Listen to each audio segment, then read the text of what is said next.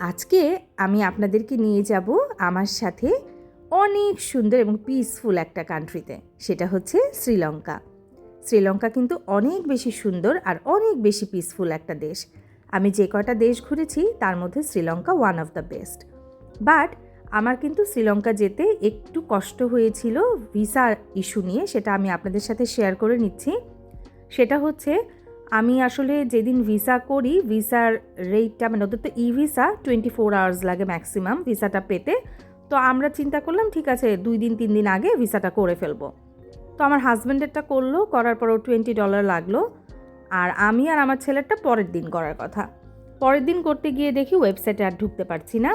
পরে অনেক খোঁজখবর নিয়ে দেখি যে আসলে ওদের একটা নিউ সাইট ওপেন হয়েছে এবং সেখানে আমার এবং আমার ছেলের, যেখানে $20 লাগার কথা ছিল আর আমার ছেলে ফ্রি ছিল, সেখানে আমাদের দুজনের চার্জ অ্যাড হয়ে $120 লেগেছিল। তো এটা ছিল খুবই আনফর্চুনেট। আমাদের ই ভিসা পেতেও সমস্যা হয়েছিল। অ্যাপ্লাই করার পরে ওদের ওয়েবসাইটটা তখনও ডেভেলপ হচ্ছিল, যেই কারণে আমাদের ভিসা দিতে ওরা দেরি করছিল। এবং আমার ফ্লাইটের ডেট ছিল, আমি বারে বারে ওদেরকে ইমেইল করছিলাম, তারপরেও রেসপন্স পাচ্ছিলাম না।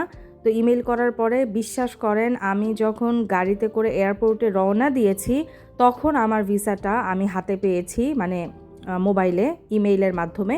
আর আমার ছেলেরটা আমি পাই নাই। তো আমার ছেলেটা শুধু অ্যাপ্রুভড লেখা ছিল, বাট ভিসার ভিতরে ঢোকা যাচ্ছিল না ইনফরমেশনগুলো দেখার জন্য। তো এয়ারপোর্টে আমাদেরকে অনেকক্ষণ দাঁড় করিয়ে রাখা হয়েছিল বাংলাদেশ এয়ারপোর্টে। এবং লাস্টে আমরা অনেক রিকোয়েস্ট করার পর এবং ওদেরকে কনভিন্স করার পরে এবং ওরা শ্রীলঙ্কাতে কয়েকবার ফোন দিয়ে কনফার্মেশনের পর, আমাদের ভিসাগুলোর ছবি পাঠানোর পর যখন তারা কনফার্ম করলো, দেন আমাদেরকে ওরা যেতে দিল। এবং তারপরেও বলল যে শ্রীলঙ্কাতে বা ইন্ডিয়াতে কোনো সমস্যা হলে আমরা যেন, বা শ্রীলঙ্কাতে গিয়ে আমরা যেন একটা অন অ্যারাইভাল নিয়ে নিই প্রয়োজন হলে। তো আমরা এটা এনশিওর করলাম, তখন ওরা আমাদেরকে ছাড়লো।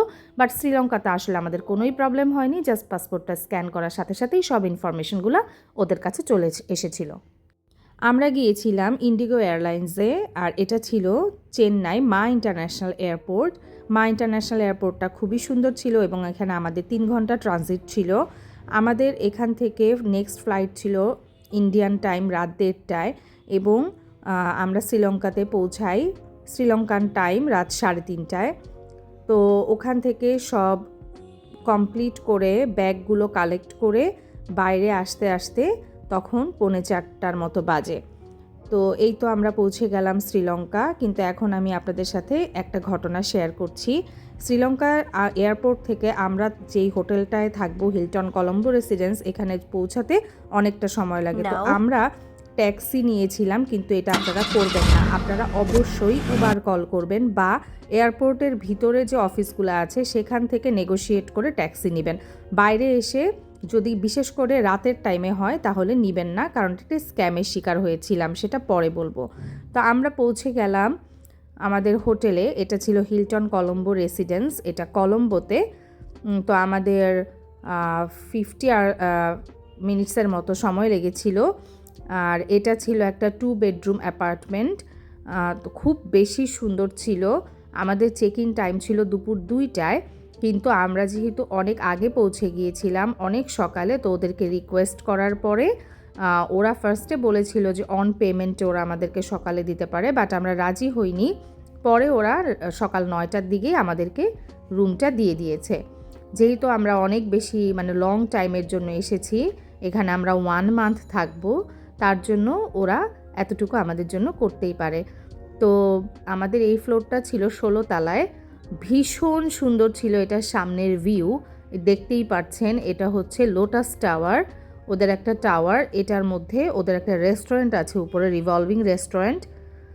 হোটেলটায় এসে রুম থেকে ভিউ দেখে আমার খুব পছন্দ হয়ে গেছে। এটা ছিল সেকেন্ড বেডরুম, আমার ছেলের বেডরুম, আর এটা ছিল মাস্টার বেড বা মেইন যে বেডরুমটা থাকে সেটা।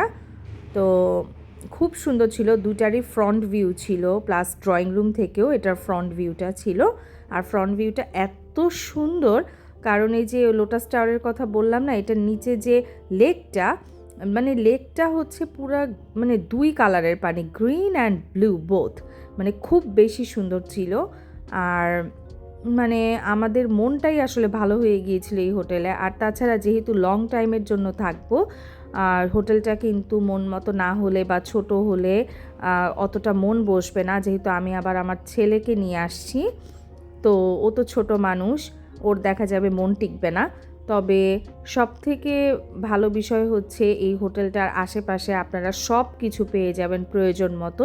তো আমার কিন্তু মানে আমরা এত বেশি হ্যাপি ছিলাম। আর শ্রীলঙ্কা তো অনেক বেশি সুন্দর একটা দেশ, মানে আমরা এসে প্লাস ওদের হসপিটালিটি দেখে সব জায়গায় খুব খুশি ছিলাম।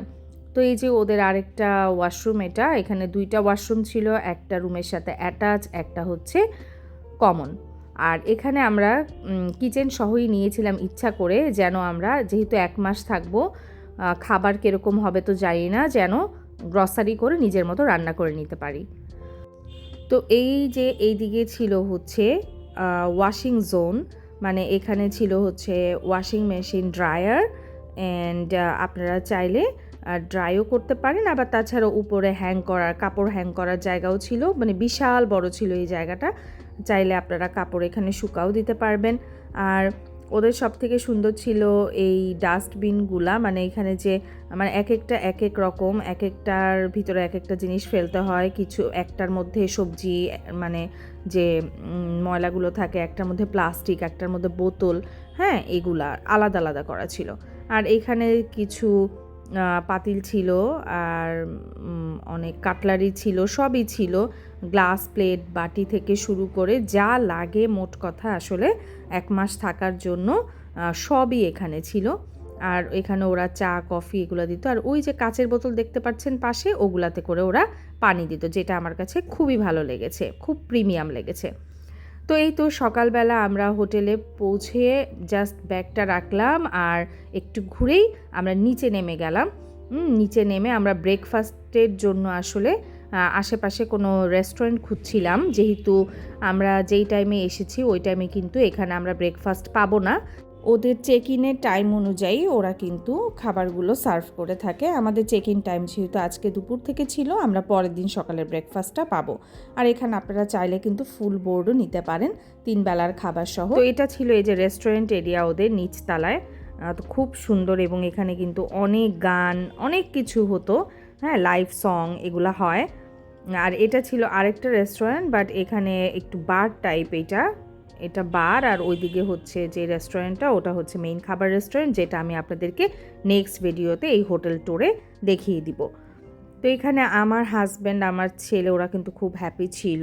আর আমরা একটা খাবারের দোকানও পেয়ে গিয়েছিলাম পাশে, সেখান থেকে ওদের লোকাল কিছু ফুড ট্রাই করলাম, বেশ মজা ছিল।